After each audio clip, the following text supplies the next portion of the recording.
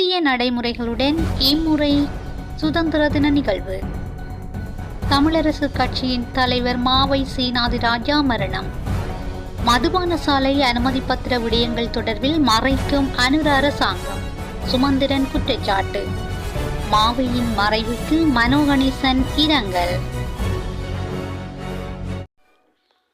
மதுபான சாலை அனுமதி பத்திரங்களை பெற்றுக்கொண்டவர்களின் தகவல்களை மறைக்கும் அரசாங்கம். சுமந்திரன் குற்றச்சாட்டு. அரசியல் கையூட்டலாக மதுபான சாலை அனுமதி பத்திரங்களை பெற்றுக்கொண்டவர்களின் தகவல்களை இதுவரையில் அரசாங்கம் மறைத்து வருவதாக இலங்கை தமிழரசு கட்சியின் முன்னாள் நாடாளுமன்ற உறுப்பினர் எம். சுமந்திரன் தெரிவித்துள்ளார். யாழ்ப்பாணத்தில் நேற்று இடம்பெற்ற ஊடக சந்திப்பில் கருத்துரைத்த போதே அவர் இதனை தெரிவித்துள்ளார். அரசியல் கையூட்டாக மதுபான சாலை அனுமதி பத்திரங்கள் விநியோகிக்கப்பட்டுள்ளதாக கூறும் அரசாங்கமே அந்த தகவல்களை வெளியிடாமல் உள்ளதாக முன்னாள் நாடாளுமன்ற உறுப்பினர் எம். சுமந்திரன் தெரிவித்துள்ளார். சுதந்திர தின நிகழ்வின் புதிய நடைமுறைகள். வெளியான அறிவித்தல். எதிர்வரும் பிப்ரவரி மாதம் 4ஆம் திகதி நடைபெறவுள்ள நாட்டின் 77வது சுதந்திர தின நிகழ்வானது பொதுமக்கள் அதிகமாக பங்கேற்கக்கூடிய கொண்டாட்டமாக மாற்றப்படும் என பொது நிர்வாக அமைச்சர் AHMH அபயரட்ன தெரிவித்துள்ளார். 77வது சுதந்திர தின கொண்டாட்டங்கள் குறித்து செய்தியாளர் சந்திப்பில் கலந்து கொண்டு உரையாற்றும் போதே அவர் இவ்வாறு தெரிவித்துள்ளார். இதேவேளை இந்த ஆண்டு சுதந்திர தின கொண்டாட்டங்களின் அமைப்பு குறித்து பாதுகாப்பு அமைச்சின் செயலாளர் ஏர்லைன்ஸ் மார்ஷல் சம்பத் துய்யகொந்தா கருத்து தெரிவிக்கையில், இந்த வருடம் சுதந்திர தினத்தின் அணிவகுப்பில் 1873 இராணுவ வீரர்கள் பங்கேற்பார்கள் எனவும் முந்தைய ஆண்டு எண்ணிக்கையில் 1511 இராணுவ வீரர்கள் குறைக்கப்பட்டுள்ளதாகவும் அணிவகுப்பின் பெருமையை பாதுகாப்பதற்காகவே இவ்வாறு திட்டமிட்டுள்ளதாகவும் அவர் குறிப்பிட்டுள்ளார். மேலும் இந்த முறை விமானப்படையின் 3 விமானங்கள் மட்டுமே பங்கேற்கும் எனவும் கவச வாகன அணிவகுப்பு நடைபெறாது எனவும் உறுப்பினர்களின் அணிவகுப்பு மட்டுமே நடைபெறும் எனவும் தெரிவித்துள்ளார். தமிழ் தேசிய அடையாளம் மாவை சேனாதிராஜா. மனோ கணேசன் இரங்கல். சிரேஷ்ட அரசியல்வாதி, இலங்கை தமிழரசு கட்சியின் தலைவர், முன்னாள் யாழ் மாவட்ட நாடாளுமன்ற உறுப்பினர் என்ற தகைமைகளுக்கு அப்பால் அண்ணன் மாவை ஒரு தமிழ் தேசிய அடையாளம் என்பது நிதர்சனம் என தமிழ் முற்போக்கு கூட்டணி தலைவர் மனோ கணேசன் தெரிவித்துள்ளார். இலங்கை தமிழரசு கட்சி தலைவர் மாவை சேனாதிராஜா அவர்களின் மறைவு தொடர்பில் மனோ கணேசன் விடுத்துள்ள செய்திக்குறிப்பில் அவர் இதனை தெரிவித்துள்ளார். மிக நீண்ட காலமாக தமிழர் ஜனநாயக பாதையில்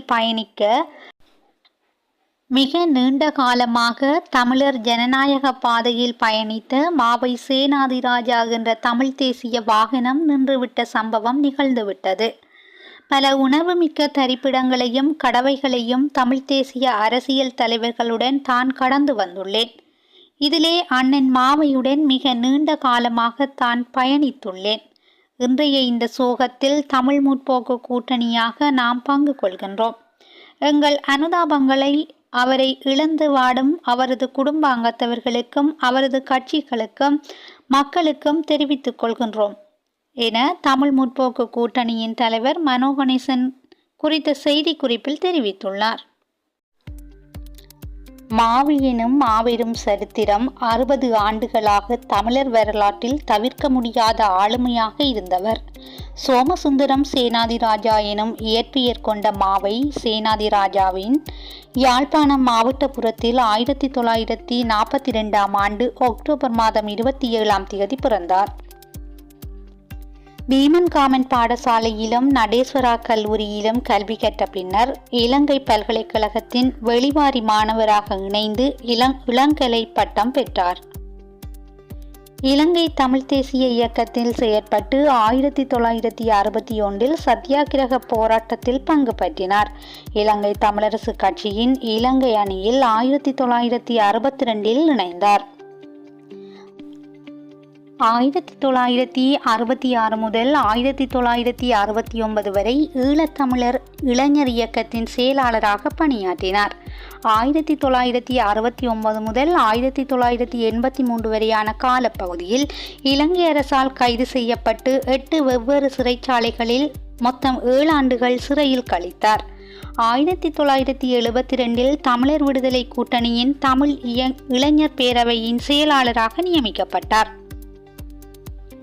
சேனாதிராஜா 1989 நாடாளுமன்ற தேர்தலில் ENDLF, EPRLF, டெலோ தமிழர் விடுதலை கூட்டணி சார்பில் யாழ்ப்பாண மாவட்டத்தில் போட்டியிட்டு கூட்டணியின் வேட்பாளர்களில் 13வது வந்து தோல்வியடைந்தார்.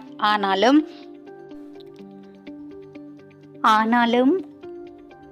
அமிர்தலிங்கம் 1989 படுகொலை செய்யப்பட்டதை அடுத்து அவரின் இடத்துக்கு சேனாதிராசா தேசிய பட்டியல் மூலம் நாடாளுமன்றத்துக்கு தெரிவு செய்யப்பட்டார். 1999 ஜூலை 29 நீலன் திருச்செல்வம் படுகொலை செய்யப்பட்டதை அடுத்து மீண்டும் தேசிய பட்டியல் மூலம் நாடாளுமன்றம் சென்றார்.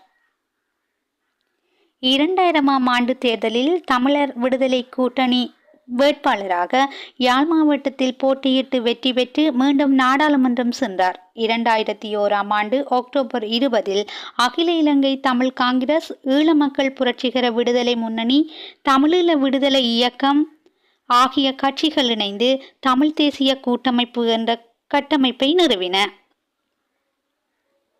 2001 தேர்தலில் தமிழ் தேசிய கூட்டமைப்பு சார்பாக யாழ் மாவட்டத்தில் போட்டியிட்டு மீண்டும் நாடாளுமன்றம் சென்றார். 2004, 2010, 2015 தேர்தல்களில் மீண்டும் போட்டியிட்டு வெற்றி பெற்றார். செப்டம்பர் 2014 சேனாதிராசா இலங்கை தமிழரசு கட்சியின் தலைவராக தெரிவு செய்யப்பட்டார். நீண்ட காலம் இலங்கை தமிழரசு கட்சியின் தலைவராக இருந்த மாவை சேனாதிராஜா தமிழ் தேசிய கூட்டமைப்பின் முன்னாள் தலைவர் அமரர் ராஜவரோதயம் சம்பந்தன் அவர்களின் பெரும் மதிப்புக்குரியவராக திகழ்ந்தார். தமிழரசு கட்சியை வடக்குக்கு அப்பால் கிழக்கிலும் கட்டியெழுப்புவதில் மாவை சேனாதிராஜா ஆற்றிய பணி யாராலும் நிரப்பப்பட முடியாதது. தமிழரசு கட்சியை கட்டி எழுப்பப்பட வேண்டும் என்பதில் மாவை சேனாதிராஜாவின் பங்கு அளப்பரியது. மீள் ஏற்றுமதிக்காக 200 மில்லியன் தேங்காய்களை இறக்குமதி செய்ய நடவடிக்கை. மீள் ஏற்றுமதி நோக்கத்திற்காக மாத்திரம் 200 மில்லியன் தேங்காய்களை இறக்குமதி செய்வதற்கு அனுமதி வழங்கப்படும் என பெருந்தோட்ட மற்றும் சமூக உட்கட்டமைப்பு அமைச்சு தெரிவித்துள்ளது. அந்த அமைச்சு விடுத்துள்ள அறிக்கை ஒன்றில் இந்த விடயம் குறிப்பிடப்பட்டுள்ளது. இதன்படி தேங்காய் பால், மா மற்றும் உறைந்த தேங்காய் உள்ளிட்ட 3 பிரிவுகளின் கீழ் தேங்காய் இறக்குமதி செய்யப்படும் என தெரிவிக்கப்படுகின்றது. இதற்கான அமைச்சரவை அனுமதி பத்திரத்தை விரைவில் முன்வைப்பதற்கு எதிர்பார்ப்பதாகவும் அந்த அறிக்கையில் குறிப்பிடப்பட்டுள்ளது. பெருந்தோட்ட மற்றும் சமூக உட்கட்டமைப்பு அமைச்சின் செயலாளர் மற்றும் கைத்தொழில் அமைச்சின் செயலாளர் ஆகியோரால் நியமிக்கப்படுகின்ற குழுவினூடாக ஒவ்வொரு நிறுவனங்களுக்கும் அவசியமான தேங்காய்களின் எண்ணிக்கை தொடர்பில் ஆராய்ந்து பரிந்துரைகள் முன்வைக்கப்படும் எனவும் தெரிவிக்கப்படுகின்றது. இதற்கமைய அமைச்சரவை அனுமதி கிடைக்க பெற்றதன் பின்னர் விரைவில் தேங்காய்களை இறக்குமதி செய்வதற்கு நடவடிக்கை எடுக்கப்படும் என பெருந்தோட்ட மற்றும் சமூக உட்கட்டமைப்பு அமைச்சு தெரிவித்துள்ளது. பிப்ரவரி மாதத்திற்கான எரிவாயு திருத்தம் குறித்து லாப்ஸ் நிறுவனத்தின் அறிவிப்பு. உலக சந்தையில் ஏற்படும் விலை மாற்றத்தை கருத்தில் கொண்டு நுகர்வோருக்கு நிவாரணம் அளிக்கும் வகையில் பிப்ரவரி மாதத்துக்கான எரிவாயு திருத்தம் மேற்கொள்ளப்படும் என லாப்ஸ் நிறுவனம் அறிவித்துள்ளது. கொழும்பில் நடைபெற்ற செய்தியாளர் சந்திப்பில் பங்கேற்று உரையாற்றிய லாப்ஸ் நிறுவனத்தின் குழும பிரதான நிறைவேற்று அதிகாரி நிரோஷன் ஜே பீரிஸ் இதனை தெரிவித்துள்ளார். உலக சந்தையில் சமையல் எரிவாயு விலை விவரம் இன்னும் ஓரிரு தினங்களில் அந்த விவரம் வெளியாகும். அதற்கமைய நுகர்வோருக்கு நன்மை பயக்கும் வகையில் விலை அறிவிப்பை வெளியிட உள்ளதாக அந்த நிறுவனத்தின் அதிகாரி மேலும் தெரிவித்துள்ளார். 5 அத்தியாவசிய பொருட்களின் விலைகள் குறைப்பு. இன்று முதல் அமுலாகும் வகையில் சில அத்தியாவசிய பொருட்களின் விலைகளை குறைப்பதற்கு சதோச நிறுவனம் தீர்மானித்துள்ளது. அதற்கமைய இறக்குமதி செய்யப்படும் 1 கிலோகிராம் பெரிய வெங்காயத்தின் விலை 10 ரூபாவினால் குறைக்கப்பட்டுள்ளது. இதன்படி அதன் புதிய விலை 220 ரூபாயாகும். 1 கிலோகிராம் கோதுமை மாவின் விலை 10 ரூபாவினால் குறைக்கப்பட்டுள்ளதுடன் அதன் புதிய விலை 165 ரூபாவாகும். 1 கிலோகிராம் வெள்ளை சீனியின் விலை 5 ரூபாவினால் குறைக்கப்பட்டுள்ளது. இதற்கமைய வெள்ளை சீனி கிலோகிராம் ஒன்றின் புதிய விலை 235 ரூபாவாக நிர்ணயிக்கப்பட்டுள்ளது.